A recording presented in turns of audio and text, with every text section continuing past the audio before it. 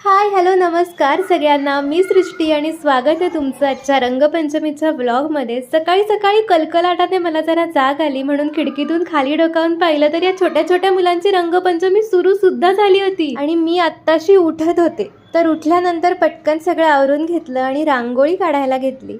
आणि ह्या सगळ्या पुड्या तुम्हाला रंगांचा वाटत असतील, पण हे रांगोळीचे रंग आहेत, रंगपंचमीचे रंग नाही आहेत. छान मस्त उंबरा पुसून घेतला आणि हा असा काहीसा पसारा काढून मी बसले होते.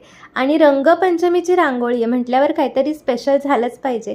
तर व्हिडिओमध्ये तुम्हाला पुढे कळेलच की मी कशी रांगोळी काढली आहे ते. तर खूप पटकन अगदी 5च मिनिटात माझी रांगोळी काढून झाली होती. आता रंगपंचमीच्या दिवशी आपण तर रंग खेळतोच, पण देवानेही खेळला पाहिजे की नाही, म्हणून आम्ही एक छोट्याशा वाटीत थोडासा केशरी रंग घेतला. त्यात केशराच्या 2-3 काड्या टाकल्या आणि पाणी टाकून हे सगळं मिक्स केलं आणि असं चमच्याने थोडासा देवाच्या मूर्तींवरती टाकला. म्हणजे अगोदर देवाची रंगपंचमी, मग आपली रंगपंचमी.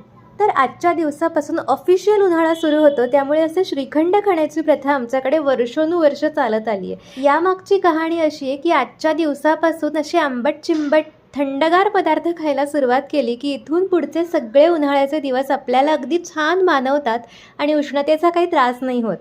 आता आपण जाऊयात नाशिकची ओजी रंगपंचमी पाहण्यासाठी. इथे गंगेवर एक रहाड आहे, त्यामुळे अर्थात इथे लोकांची भरपूर गर्दी होती. लोकांनी गोदाघाट म्हणजे आज पार्किंगच करून टाकली होती. ह्या सगळ्या गर्दीतनं वाट काढत काढत आम्ही पुढे चाललो होतो.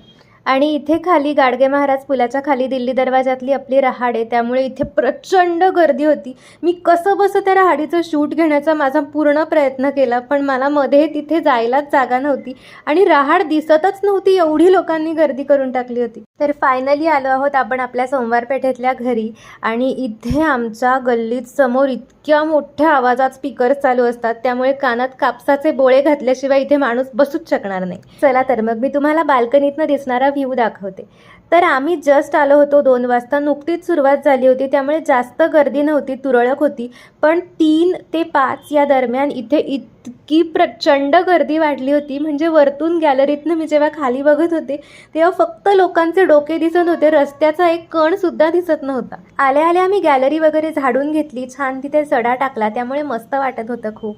आणि ही आहे दुसरी गॅलरी, तिथून पूर्ण समोरच्या गल्लीचा व्ह्यू दिसतो आणि तिकडची जी बॅल्कनी होती तिथून बुधा हलवाईपर्यंतचा व्ह्यू दिसतो.